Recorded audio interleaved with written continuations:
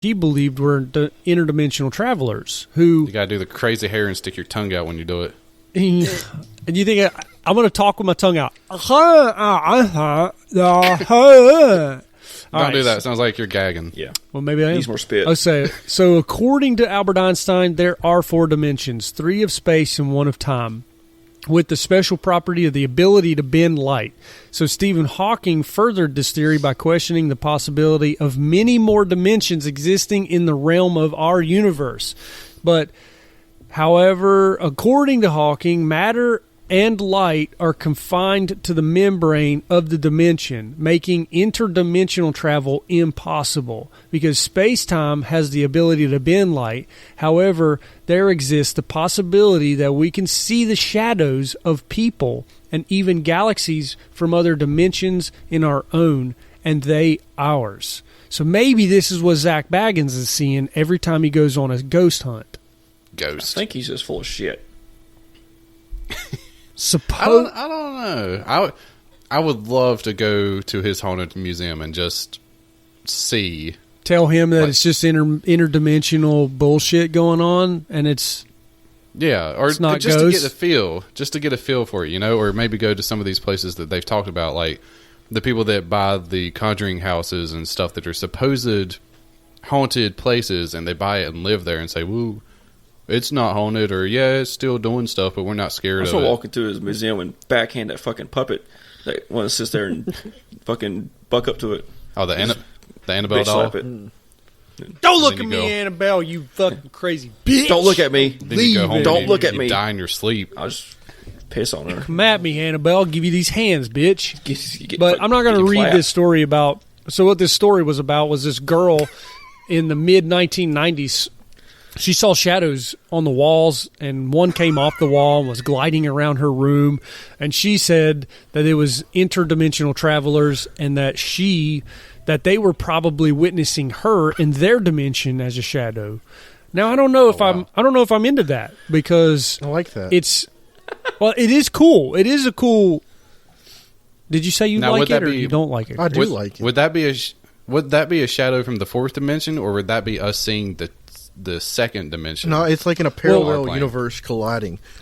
We see them as shadows in our dimension. They see us as shadows in theirs. Right. So we're like, it's like, we're merging together like, into a convergence type thing, and then the world ends so in a kaleidocalism. An analogy of that would be if you dropped to downtown Baltimore. God. How does that go, Alex? I think you're towing the line there. Wrong. Of something else. Okay. Yeah. Well, so the reason that we're seeing those shadows is because of what Hawking said, that matter and light are confined to a membrane. So the membrane's hypothetically holding on to you, and it won't let you leave your dimension. It pulls and stretches, and you might be able to well, you just said it, Alex, you're towing a line. You're flirting with disaster. You can't quite make it to another dimension, but you're kind of skirting that fine line. And so that's what he's saying. So it's impossible to travel well, that's how they try to explain the EVP recordings and ghost anomalies and spectral voices, disembodied voices. They say that it's either ripples in our time repeating themselves.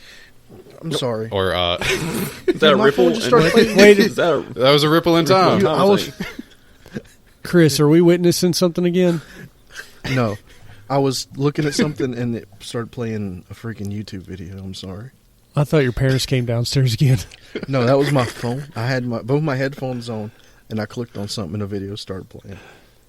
Yeah, so that they say that space-time has the ability to bend light, but there exists the possibility that we can see the shadows of people and even galaxies from other dimensions. So that's kind of where maybe what you're talking about, Thomas, like the EVPs, we're seeing a whisper or, a disembodied voice. A shadow fart. Yeah, with the...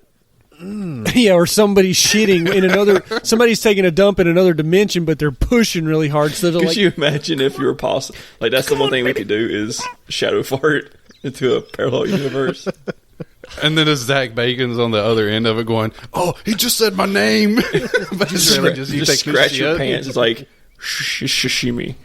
Listen to this EVP very carefully and tell me what you hear, because we're not going to give the answer away just yet. We're going to let you hear it and tell us what you think you hear. And then they play it 4 times, and then it's like that. But then he puts captions on it, and it's like, I will kill Zach Baggins. See, he's priming. I will kill Zach Baggins. That's called priming.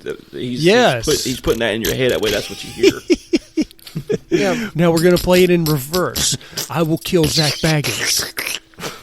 And he's like, oh my fucking God. That's a God. different type of disembodied voice. See, why are the ghosts always from, like, the Civil War and stuff? Why aren't there ghosts from, he died in 1993 while taking a shit? Is this the ghost of Annabelle coming to tell us that she once did kill her husband of 1995 and with the chair? Did she jump off the chair and kill herself Where are with the a Pentagon noose ghosts? made of... He's so specific with his details. And it's like, yeah, maybe. I mean, like, there's an infinite her 4 children. amount of possibilities there. See, this insane asylum had 12 children die of tuberculosis and 10 uncategorized victims. I'm going to say there can't be modern ghosts because of the internet. What if you go to the internet? You would just be able to, like, look up the people that died. Right. True. So maybe EVPs like recorded onto a device. Maybe EVPs are another dimension. We can dive more into that around Halloween. Mm-hmm. Well, we'll get maybe we'll spooky episode. Yeah, maybe we'll flip the EVPs and actually do the ghost episode. But in this episode, maybe we're hearing us in ghost another farts. dimension. I'll just flip some EVPs, go play some PvE. No, we got to go into the Xbox. interdimensional stuff in this one. Oh, PvP? That's a PvE. We're going to the PvP dimension. The player versus player dimension. Strap up, it's gulag time. Stay frosty, Joseph. Well, so I did have this really, really awesome story about a man who traveled and ended up he actually jumped dimensions by accident somehow on a flight and ended up in another time. Do you guys want to hear it? Let's do it. Yeah. So this is called the Man from Tard, and Tard is a place that doesn't exist. Wait, what? The man from where? Tard. Re. Definitely no RE on the front. Okay. So this happened in 1954. This man flew into Tokyo International Airport, and when he handed over his passport, he was immediately interrogated as to the whereabouts of his origin. It wasn't a case of racial profiling. While his passport looked authentic, it listed a country no one had ever heard of called Tard. Taured. The mystery man claimed his country was located between France and Spain, but when he was asked to point it out on a map, he pointed to the Principality of Andorra, insisting he had never heard of Andorra and that Tard had existed for 1,000 years. He claimed that he was in Japan on business, something that he had been doing for the past 5 years.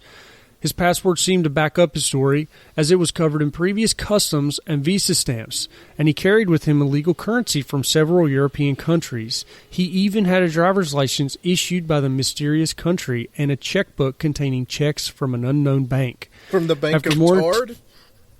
The Bank of Tard. The Bank of Tard. And also the driver's license from Tard. So, he's a driver of Tard. He's a driver of Tard. Probably wonderful drivers. The best drivers. After more interrogation and confusion for both parties, the traveler was sent to a nearby hotel until an official decision could be reached. There, 2 immigration officials stood outside the hotel door until morning.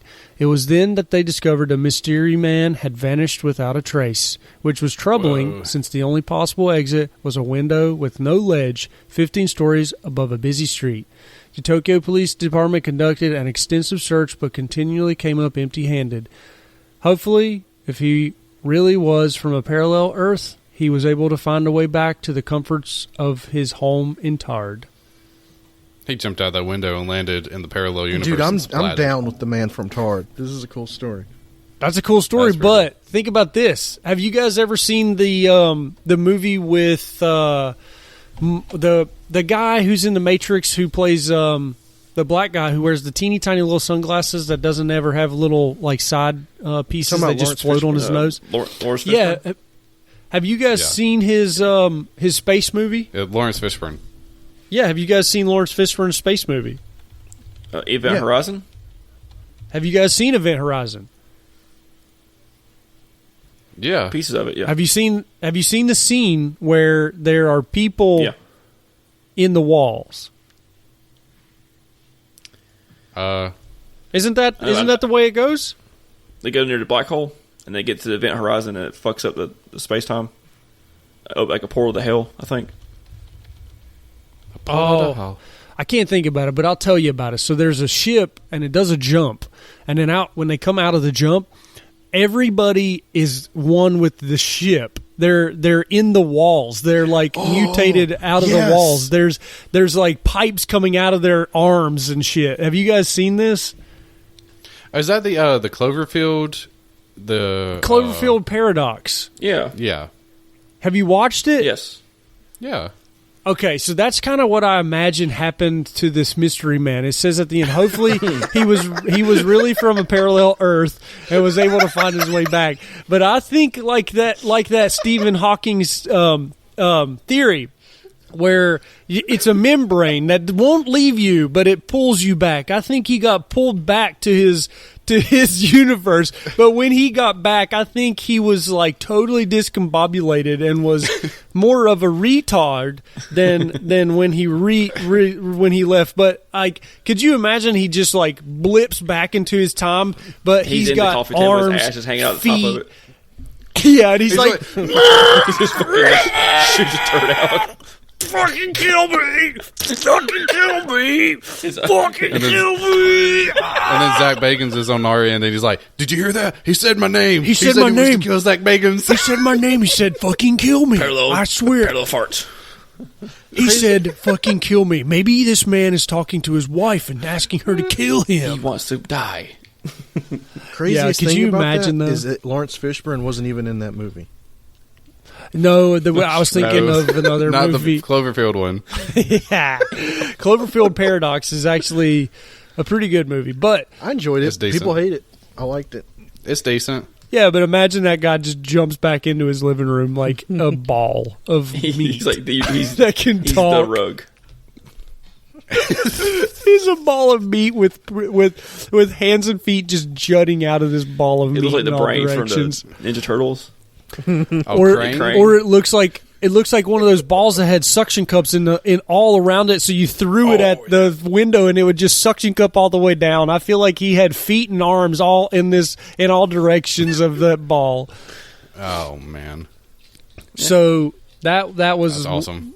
This is basically a collection of stories of interdimensional travel. Some are pretty sweet. Some aren't very sweet.